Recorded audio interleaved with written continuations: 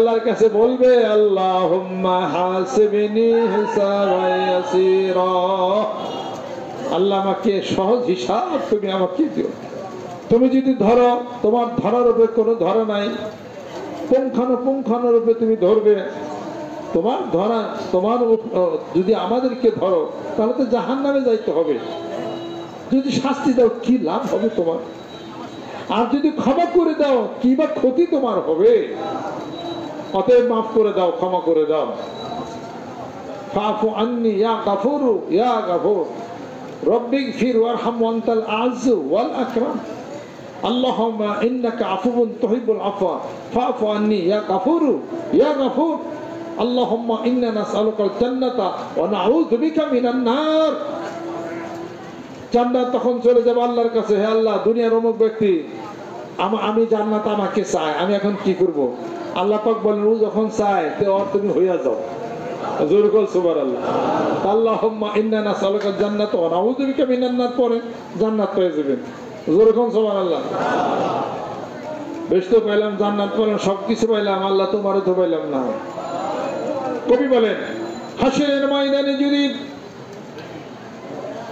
জান্নাতে যাই আর আল্লাহ তোমাকে যদি না পাই, ওই জান্নাত জাহান্নাম হয়ে যাবে।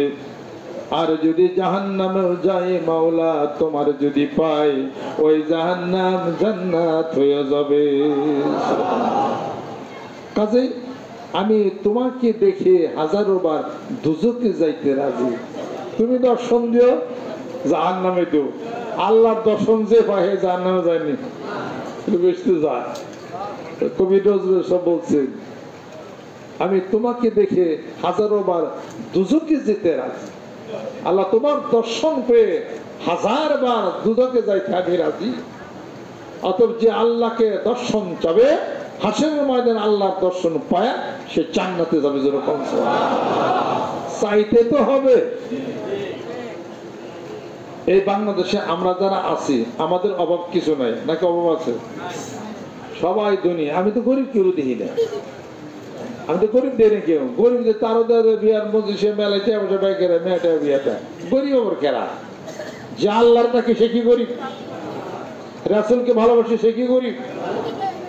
হয়তো আলী কি গরিব ছিলেন? গরিব ছিলেন না। একজন ভিক্ষুককে হাতের মধ্যে ফু দিছেন, এক মুক্তা হয়ে গেছে। কাফেররা দাঁড়িয়ে রয়েছে, হাসাহাসি পারতেছে, আরে আলী হলো গরিব, দিন আনতে পান্তা ফোড়ায়, ও আর কি ভিক্ষা দিব। হাত খোলাইছে, এক মূল্যবান মুক্তা। কে দিছে? আলী দিছে। হে মুক্তা পেলে কোন দাঁড়ে তো নুন আনতে পান্তা ফোড়ায়, তা খাবার দাবারে বাড়তে নেই। আলী এই মুক্তা হাতে কারি দেখি তুমি দিছ? আমি দেনি, আল্লাহ দিছে। তুমি কি করছো? আমি বিসমিল্লাহির রহমানির রহিম বলে একটা ফু দিছি। বাজারে যায় দেয় ঠিকই মুক্তা। এরকম মুক্তি আরো হবে কিয়ামত পর্যন্ত, যতদিন পর্যন্ত বিসমিল্লাহ আছে অতদিন পর্যন্তই হবে। তাহলে তুমি বিসমিল্লাহ বলে মুক্তা বাড়িয়া তুমি তোমার অবস্থার পরিবর্তন, এত গরিবকে ধনী হতে পারো না? আলী রাদিয়াল্লাহু তাআলা বলেন আমি মুক্তার পিছনে ঘুরি না, মুক্তার মালিকের পিছনে ঘুরি। আমার আল্লাহ যা খাওয়াই আমি তাই খাই। যেরকম সুবহানাল্লাহ। সমস্ত ধন সম্পত্তি টাকা পয়সা বিসর্জন ভিতর দিয়া যে আল্লাহরে চায় তার তখন সবই হয়ে যায়। যেরকম সুবহানাল্লাহ।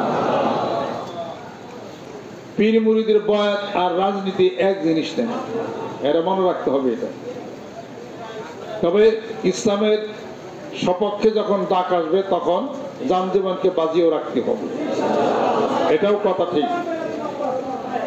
এদেশকে ভালোবাসি, এদেশের প্রতি অকুণ্ঠ মানবতা, সম্মান এবং শ্রদ্ধা, কোরআনের প্রতি ভালোবাসা সবই আমাদের আছে। আমরা কোনো দল করি না, আমি কোনো দল করি না, দল পছন্দ করি না। আল কোরআনকে ভালোবাসি, রাসূলকে ভালোবাসি, দেশকে ভালোবাসি, দেশকে ভালোবাসি। এই দেশের সাথে যদি অন্য কোনো দেশের যদি একবার লাগালেগি হয় তাহলে তবে বোঝা যাবে বাঙালিদের শক্তিটা কি বুঝবা। কথা ঠিক কিনা? 7.5 কোটি আসলো, তাই তো পাকিস্তান উড়ে গেছে। কথা ঠিক কিনা? 7.5 কোটি আসলো 71-এ, তাই তো পাকিস্তান উড়ে গেছে। অন্ত 18 কোটি। অন্তত ডিম পোস্ট করে খেয়াল আমি কি আলাদা নামার আগে ছেড় নামার আগে ছেড় বাংলাদেশ কি বাঙালি কি পৃথিবীর মানুষ কখনো ঠিক পায় না, কখন ঠিক পায় না। আপনাদের খেদমত আবার আরো আসেন। মানুষের একটা দেশের চারটা শক্তি থাকে। কয়টা শক্তি? চারটা শক্তি। দেশটা চিন্তা করি না, আমাদের দরবারের কথা বলি। চারটা শক্তি: শিক্ষা, চিকিৎসা, অর্থ, নিরাপত্তা। শিক্ষা, চিকিৎসা, অর্থ, নিরাপত্তা। শিক্ষা, চিকিৎসা, অর্থ, নিরাপত্তা। মানিকগঞ্জ দরবার শরীফের নেতৃত্বে শিক্ষার ক্ষেত্রে কেবল আমরা আগে আসছি। একটা মাদ্রাসা করা হয়েছে, একটা মাদ্রাসা করা হয়েছে। চিকিৎসার ক্ষেত্রে আমরা অনেকটা আগে গেছি, ইনশাআল্লাহ পিছিয়ে নেই। আমি তো একলাই বাইরে নিতেছি খালি, ইনশাআল্লাহ। চিন্তার সাথে মাথার চুল জায়গা উড়ে গেছে, দরবার একটা তেল আছে না, মাথায় দেন, চুল জ্বালাই যাবে ইনশাআল্লাহ। আব্দুল্লাহ কো, হ্যাঁ আব্দুল্লাহর তো মাথায় চুল নাই, এই যে গরুর নাই। আরম্ভ করেন, যদি ওইটা যায় তো আমরা চিকিৎসায় আগে গেছি। সুবহানাল্লাহ। আমি এক লোকের দিছিলাম মাথার চুল জ্বালিয়া ঘন হয়ে হায়রে খুশি আইছিল, দয়া করে গেছে আওয়াজ। শিক্ষা, চিকিৎসা, অর্থ, নিরাপত্তা।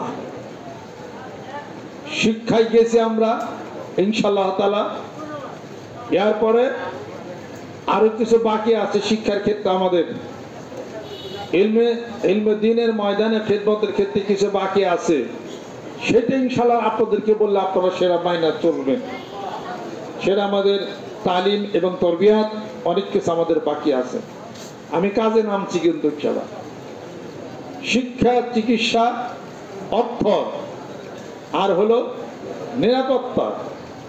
অর্থনৈতিক ভাবে আমরা অনেকটাই পিছিয়ে, কিন্তু বর্তমানে আলহামদুলিল্লাহ অনেক আগে। আর হলো নিরাপত্তা। তাহলে এই নিরাপত্তার ক্ষেত্রে আমরা অনেক পিছিয়ে। দরবারের নিরাপত্তা এখনো জোরদার না, কেবল মোবাইল লয়ে গেল, তাহলে নিরাপত্তা আসেনি? আছে? নাই। আপনাদের মোবাইল